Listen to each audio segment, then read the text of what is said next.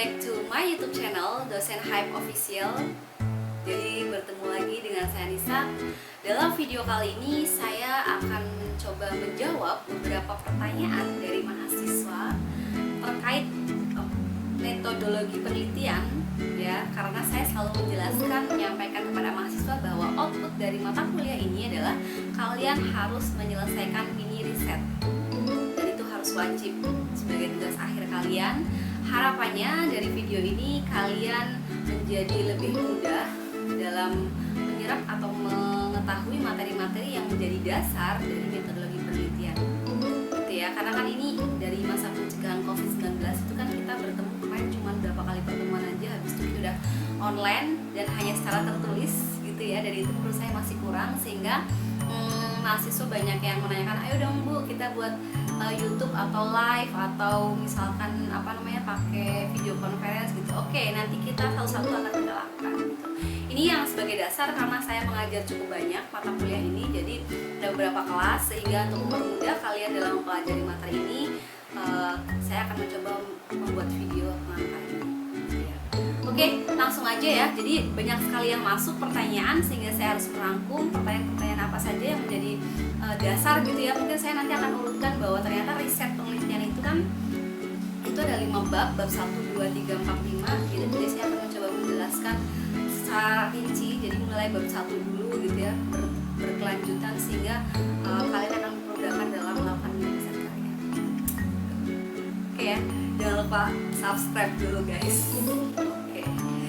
Oke, jadi banyak sekali pertanyaan. Yang pertama tuh gini, Bu, bagaimana sih cara membuat judul penelitian yang baik gitu, dan bagaimana sih Bu tahap-tahap mengenai riset ini gitu, apalagi ini kan kasusnya COVID-19, jadi kita itu banyak kendala ya, karena social distancing atau physical distancing yang membuat kita akhirnya interaksi dengan manusia itu, dengan masyarakat, dengan sosial pun akhirnya jarang gitu.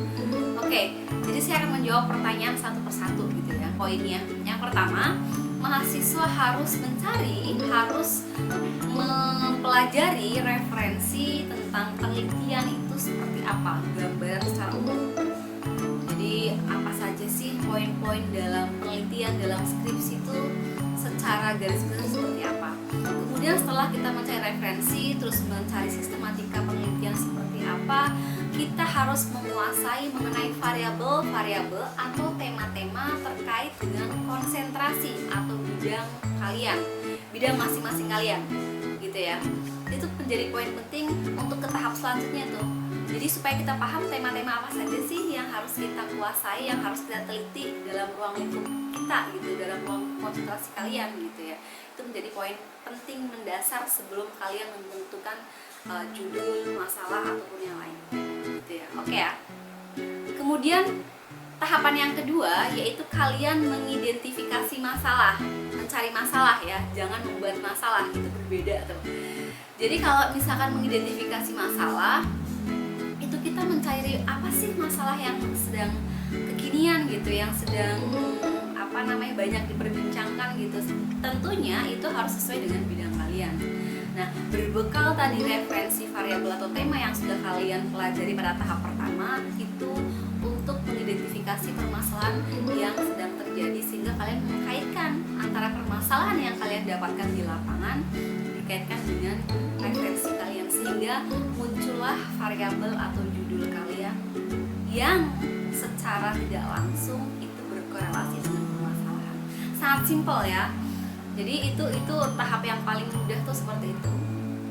Nah, bagaimana nih Bu caranya? Karena kan kita sekarang lagi COVID-19, kita nggak bisa observasi gitu ya, dan mungkin akan dibatasin gitu. Nah, caranya banyak sekali. Yang pertama misalkan gini, kalian bisa berdiskusi dengan kakak tingkat kalian, atau bisa dengan mencari jurnal, bisa mencari referensi di Google permasalahan mengenai bidang kalian, kemudian bisa diskusi dengan dosen gitu. Itu boleh saja dan sangat mudah gitu ya.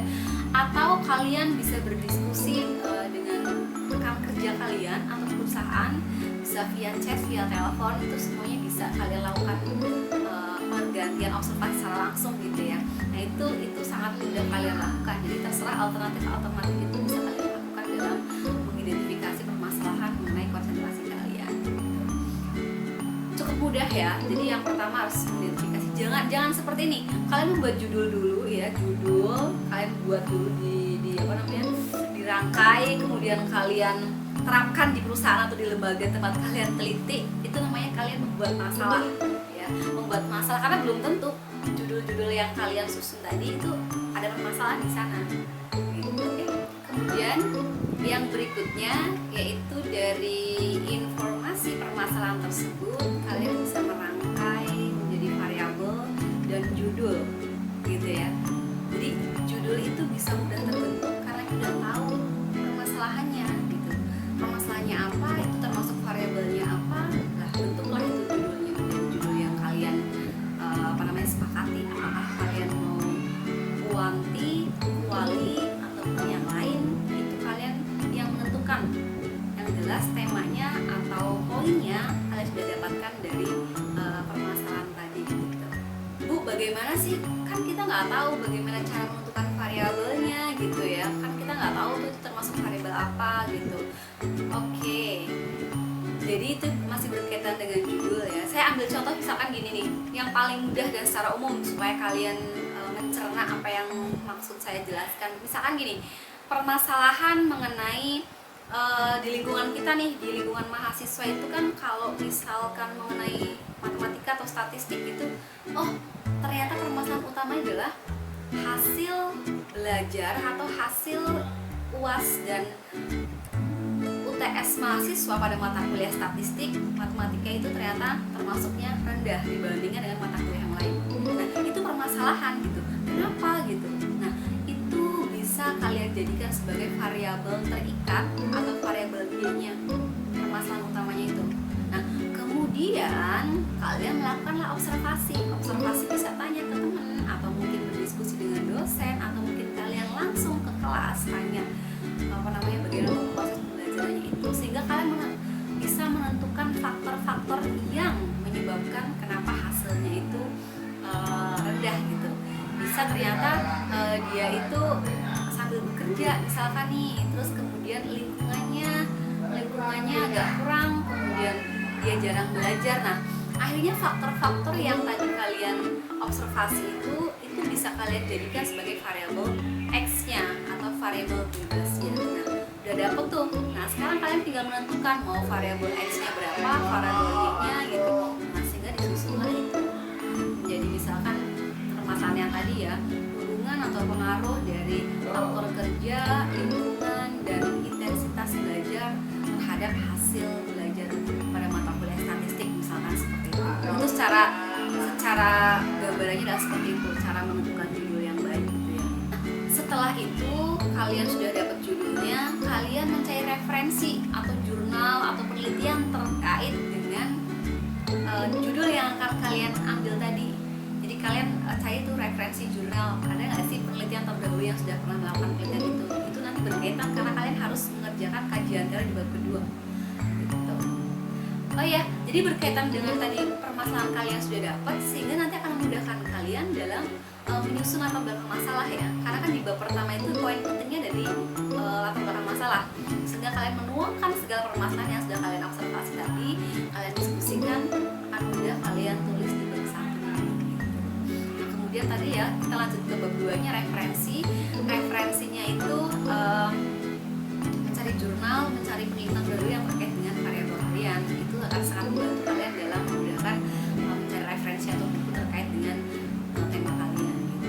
Karena teori itu sangat penting dalam proses penelitian gitu ya. Terus kemudian kalian mendesain nih, mau penelitiannya mau apa metodenya nih, mau kuali, kuanti gitu ya, atau R&D atau mix, itu semuanya yang menentukan adalah kalian. Jadi yang berhak menentukan bagaimana penelitian itu akan berkelanjutan dan bagaimana metodenya itu peneliti. Jadi itu hak kalian, yang penting kalian bisa mempertanggungjawabkan atau kalian bisa menguasai kenapa kalian mengambil itu gitu ya. Kemudian nanti setelah kalian mendesain penelitian tersebut, artinya kan kalian bisa menyesuaikan data apa yang akan kalian gunakan gitu. Apakah data primer ataukah data sekunder gitu. Dari kuali atau kuantinya itu nanti akan menyesuaikan tuh. Gitu. Jadi akan mempermudah kalian menyusun secara gamblang bagaimana cara nanti pengolahan datanya atau bab 3-nya gitu ya, sehingga analisisnya pun nanti akan menyesuaikan dari proses bab 3-nya kalian, metodologi penelitiannya.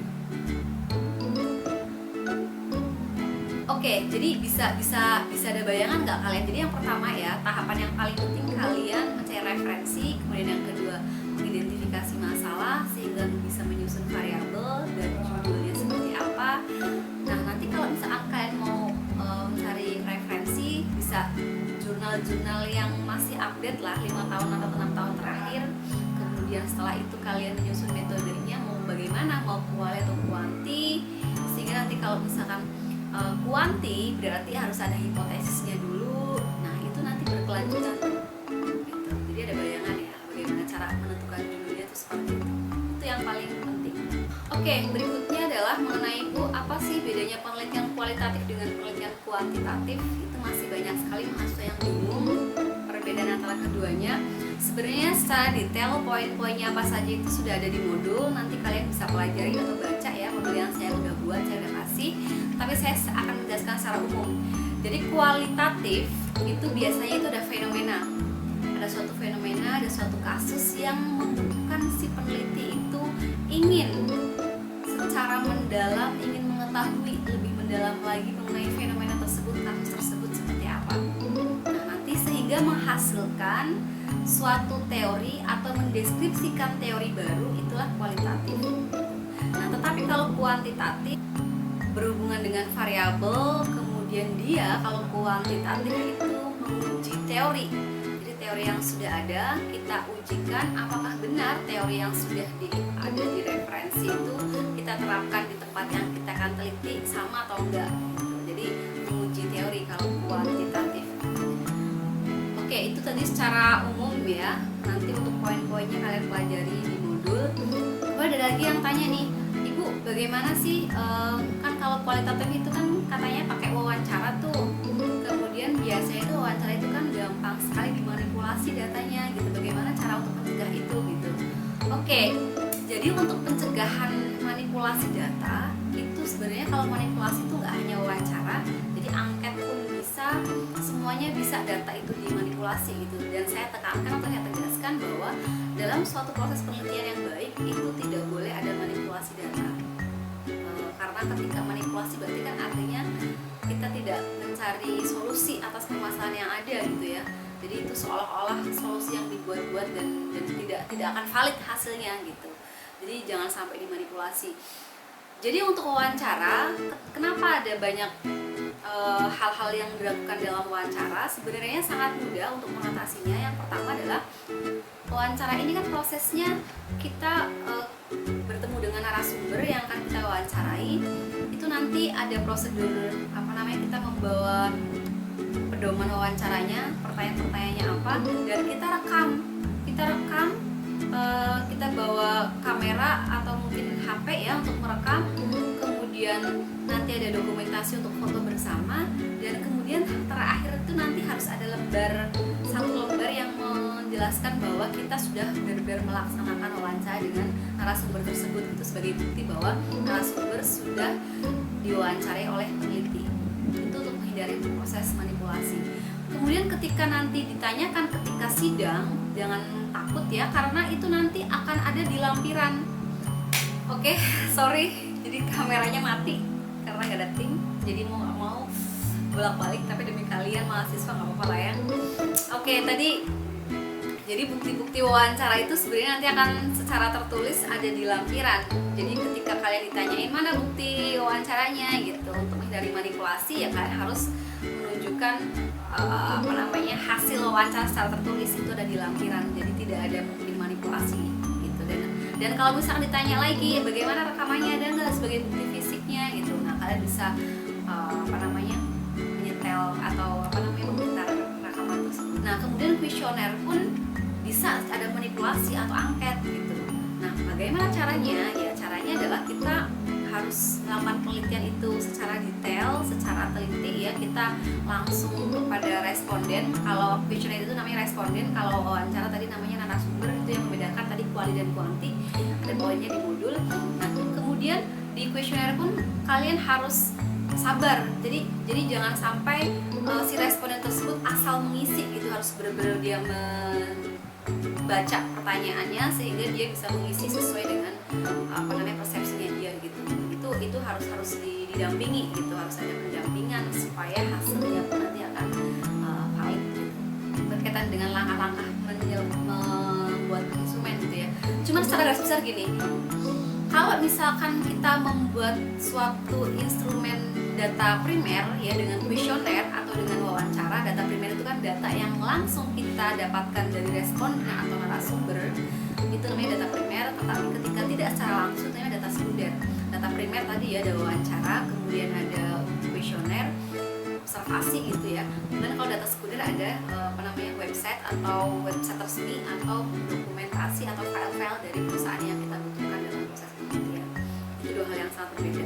Kemudian PR-nya ketika data sekunder itu kan kita nggak perlu buat instrumen ya, jadi kita tinggal minta atau tinggal ambil, jadi sangat mudah. Tetapi kalau data primer, wawancara sama kuesioner itu kita harus buat pertanyaan atau pernyataan, dan itu nggak asal gitu, ada tahapannya. Tahapannya ini berkaitan dengan teorinya apa yang mendasari mengenai kuesioner. Kemudian dari teori tersebut kita buat indikator tersebut kita buat kisi-kisi menuju pertanyaan atau pernyataan untuk tema atau angket yang akan kita buat. Itu nanti bagaimana cara membuatnya ke pertemuan yang berikutnya. Tapi secara garis besar seperti itu. Bisa nggak sih kita pakai dua metode gitu, kuali atau kuanti, terus digabungin jadi satu? Bisa, sangat bisa. Dan itu memang waktunya tapi agak lama ya. Jadi kuanti dan kuali itu namanya mixed method ya. Jadi campuran, metodenya campuran. Itu kalian bisa pakai kuantitatif kualitatif ataupun kualitatif dan kuantitatif. Jadi kuanti kuali dulu atau kuali kuanti gitu. Nah, lagi-lagi yang menentukan itu adalah peneliti. Itu sebenarnya kenapa ada mixed method itu adalah untuk memperkuat data utama. Misalkan data pertama angket, kemudian dikuatkan oleh wawancara gitu. Jadi kuanti kuali, atau wawancara dulu kuali, kemudian dikuatkan oleh hasil angket. Nah, itu namanya kuali kuanti. Itu akan membutuhkan waktu lama ya, karena kan pasti kita 2 kali melakukan pengambilan data gitu. Oke ya, jangan lupa subscribe dulu guys.